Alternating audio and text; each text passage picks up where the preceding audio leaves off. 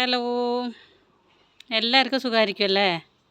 ഇതാ നമ്മുടെ ഇവിടെ കണ്ടോ, മഴക്കാലം സ്റ്റാർട്ട് ചെയ്തു. വേനൽ മഴ എന്നൊക്കെ പറയുന്നുണ്ടെങ്കിലും ഇനി അത് ചിലപ്പോൾ അങ്ങനെ കണ്ടിന്യൂ ആവാനാണ് ചാൻസ്. അപ്പോൾ നമ്മുടെ അവിടെ ചുറ്റും റബ്ബറാണ് അല്ലേ. നമ്മുടെ ഇവിടുത്തെ കുറച്ച് റബ്ബർ മാത്രമേ നമ്മൾ മുറിച്ചിട്ടുള്ളൂ. കണ്ടോ, മൊത്തം റബ്ബറാണ്. അപ്പോൾ ഈ റബ്ബറിൻ്റെ ഇല കണ്ടോ, ഫുള്ള് കാറ്റത്തൊക്കെ നമ്മുടെ ടെറസിൻ്റെ മുകളിൽ വന്ന് ഇങ്ങനെ വീഴും. അപ്പോൾ ഇതിങ്ങനെ കണ്ടിന്യൂസ് ആയിട്ട് കടന്നു കഴിഞ്ഞാൽ എന്ത് ചെയ്യും, വെള്ളം ഇങ്ങനെ താഴത്തോട്ട് കിനിഞ്ഞ് നമ്മുടെ വീടിൻ്റെ താഴത്തോട്ട് ചുമരുകൾക്കൊക്കെ ബലക്ഷയം സംഭവിക്കാനൊക്കെ ചാൻസ് ഉണ്ട്. അപ്പോൾ ഞാനതൊക്കെ ഒന്ന് ഇവിടെയൊക്കെ ക്ലീൻ ചെയ്തിട്ട് ഇത് കണ്ടോ, ഈ ചാക്കിൻ്റെ ഉള്ളിലോട്ട് എല്ലാം കൂടെ അത് ഈ ഇലയും പിന്നെ ഇല അഴുകിയതൊക്കെയും കൂടെ അങ്ങനെ ഒരു എന്താ പറയുക, ഒരു കറുപ്പ് കളർ ചെളി പോലെ ഇങ്ങനെ പിടിച്ചിട്ട് കണ്ടോ. ഇവിടെയൊക്കെ ഞാൻ ഈ ചൂലും കൊണ്ട് ഇതങ്ങനെ ക്ലീൻ ചെയ്താണ് കേട്ടോ. ഉണ്ടോ, ഇത് കണ്ടോ, വെള്ളമൊക്കെ നിന്നിട്ട്. ഇപ്പോൾ ആക്ച്വലി ഇന്നലെ വൈകുന്നേരം മഴ പെയ്തു. അപ്പോൾ ഈ ഇലകളൊക്കെ ഇവിടെ ഇല്ലായിരുന്നെങ്കിൽ ഇവിടെയൊക്കെ ഇങ്ങനെ ഉണങ്ങിയിട്ട് തണ്ട ഇതേപോലെ ഉണങ്ങി കിടക്കുന്നതായിരുന്നു.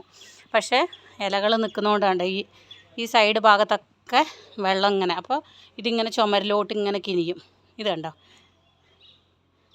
ഇത് മണിമുല്ലയാണ് കേട്ടോ. ഇപ്പോൾ വെയിലൊക്കെ പോയിട്ട് മഴ വരുന്നതുകൊണ്ട് നല്ല ഉഷാറിൽ വരികയാണ്. പിന്നെ ഒരാളെ ഞാൻ കാണിച്ചു തരാം കേട്ടോ, കാണിക്കാൻ മറന്നു.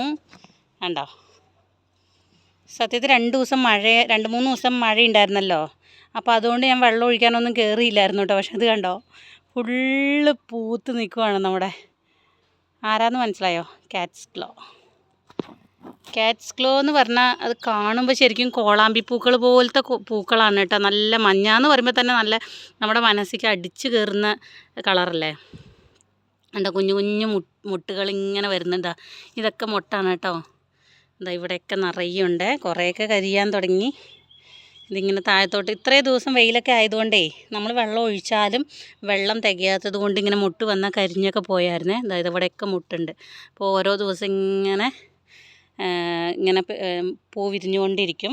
കാറ്റ്സ് ക്ലോ എന്ന് പറഞ്ഞ ഇതിൻ്റെ പേര് വന്നതൊക്കെ നമുക്കറിയാലോ അല്ലേ. ഇതിങ്ങനെ നമ്മൾക്ക് പിടിക്കുമ്പോൾ പിടിച്ച് കയറാനുള്ള ഈ ഭാഗം ഇങ്ങനെ പൂച്ചകളുടെ നഖം പോലെ നമ്മളിങ്ങനെ പിടിക്കും. അതുകൊണ്ടാണ് അതങ്ങനെ അള്ളിപ്പിടിച്ച് കയറുന്നതുകൊണ്ടാണ് കാറ്റ്സ് ക്ലോ എന്ന് പറഞ്ഞിട്ട് അതിന് പേര് വരുന്നത് കേട്ടോ. ഇതിൻ്റെ ഈ അള്ളിപ്പിടിച്ച് കയറുന്നത് ഇങ്ങനെ പൂച്ചയുടെ നഖം പോലെ ഇരിക്കുക. അപ്പോൾ അതൊന്നും കാണുന്നില്ല. ഇവിടെ ഇതൊക്കെ ചുളിഞ്ഞ് കിടക്കുന്നത്. ഇതൊക്കെ ഇങ്ങനെ നമ്മളിങ്ങനെ പിടിച്ചാൽ ശരിക്കും നമുക്ക് പൂച്ചേനെയൊക്കെ നമ്മളിങ്ങനെ അള്ളി പിടിക്കില്ലേ, അതേ സെയിമാണ് കേട്ടോ.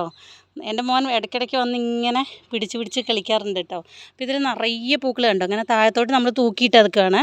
വെയിൽ ഭയങ്കരമായിരുന്നുകൊണ്ട് ഗ്രോത്ത് കുറഞ്ഞു. അല്ലെങ്കിൽ ഇപ്പോൾ താഴെ വരെ ഇങ്ങനെ കയറി വീടിൻ്റെ ഈ മുൻഭാഗത്ത് ഫുള്ള് പൂക്കേണ്ടതാണ്. അതിനു വേണ്ടിയാണ് ഇവിടെ സെറ്റ് ചെയ്ത് വെച്ചത് കേട്ടോ. ഈ ചെടിയെ ഇവിടെ വെക്കാൻ കാരണം എന്താണെന്നറിയോ? കാറ്റ്സ് ക്ലോ എന്ന് പറഞ്ഞാൽ പല രാജ്യങ്ങളിലും ബാൻ ചെയ്ത്, അതായത് വളർത്താൻ പാടില്ല, നട്ട് നനയ്ക്കാൻ പാടില്ല എന്ന് പറഞ്ഞിട്ട് കുറേ രാജ്യങ്ങളിൽ ബാൻ ചെയ്ത ചെടിയാണ് കേട്ടോ. അപ്പോൾ നമ്മുടെ ഇവിടെ ഇതിൻ്റെ ഭംഗിയും കൊണ്ട് നമ്മുടെ ചെടിപ്രേമികളൊക്കെ വളർത്തുന്നു എന്നുള്ളൂ.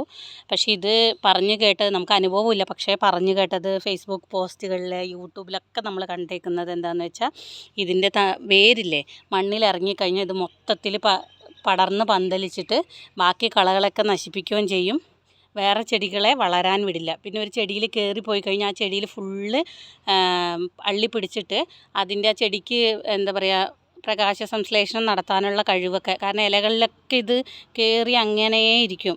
അപ്പോൾ അങ്ങനെയൊക്കെ നഷ്ടപ്പെട്ട് ആ ചെടി തന്നെ നശിച്ചു പോകാനൊക്കെ ചാൻസ് ഉണ്ടെന്ന് പറഞ്ഞിട്ടാണ് കേട്ടേക്കുന്നത്. അപ്പോൾ അതുകൊണ്ടാണ് നമ്മൾ ഇവിടെ വെച്ചേക്കുന്നത്. അപ്പോൾ ഇവിടെ ആകുമ്പോൾ നമ്മൾ ഇടയ്ക്കിടയ്ക്ക് വന്ന് ചെക്ക് ചെയ്യും, വേര് താഴത്തോട്ടൊന്നും ഇറങ്ങില്ല എന്ന് കൺഫേം ആണല്ലോ. പക്ഷേ നമുക്ക് ഇവിടെ ആകുമ്പോൾ നമുക്ക് ഈ മഴക്കാലത്ത് കുഴപ്പമില്ല. പക്ഷേ വെയിലാകുന്ന സമയത്ത് ചില സമയത്ത് വെയിൽ കൂടിയിട്ട് ഇതിൻ്റെ അവസ്ഥ ഇങ്ങനെയായത്. അപ്പം ഞാൻ ഈ റബ്ബർ കണ്ടോ, ഈ റബ്ബറിലോട്ട് നമുക്ക് ഈ കാറ്റ്സ് ക്ലോ കയറ്റി വിടാമെന്നാണ് വിചാരിക്കുന്നത് കേട്ടോ. ഇത് എടുത്ത് താഴത്തോട്ട് കൊണ്ടുപോകണം. എന്നിട്ട് അവിടെ പറ്റുമോ എന്താണെന്ന് നോക്കണം. നമ്മളതിന് ഓൾറെഡി കണ്ടോ, അവിടെ മണി പ്ലാന്റ് അവിടെ ഇങ്ങനെ നട്ട് കൊടുത്തിട്ടുണ്ട് കണ്ടോ, വലിയതായിട്ട് മണി പ്ലാന്റൊക്കെ നട്ട് കൊടുത്തിട്ടുണ്ട്. അപ്പോൾ അങ്ങോട്ട് വയ്ക്കണം എന്നാണ് ഉദ്ദേശിക്കുന്നത് കേട്ടോ. ഇത് കണ്ടോ, നമ്മൾ ക്ലീനിങ് ഒക്കെ ചെയ്തിട്ട് നല്ല വൃത്തിയാക്കി കുപ്പ, അതായത് ഇലകളൊക്കെ ഫുള്ള് അടിച്ചു വാരി കേട്ടോ. ഇനി ചെറിയ ഈ കറുപ്പ് കളറ് കണ്ടോ, ഇങ്ങനത്തെ ചെറിയ അഴുക്കാണ്. അപ്പോൾ ഇനി നമ്മളത് മഴ പെയ്യുമ്പോൾ വെള്ളം വന്നിട്ട് അത് ഫുള്ളായിട്ട് വൃത്തിയായിട്ട് ഇതേപോലെ നല്ല ക്ലിയർ ആയിക്കോളൂ കേട്ടോ. അപ്പോൾ ബൈ.